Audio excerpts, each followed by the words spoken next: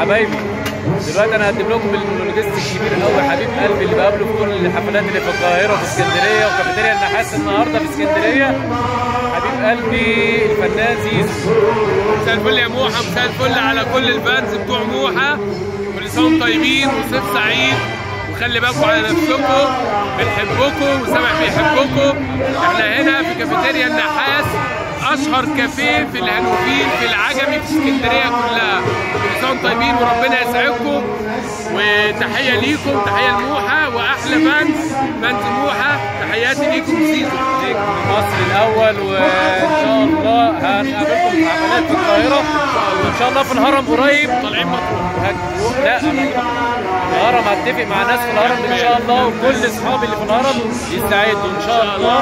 هنتقابل قريب، ممكن يبقى فندق ريجنسي قريب ان شاء الله. ان شاء الله زورونا على احلى حبايب.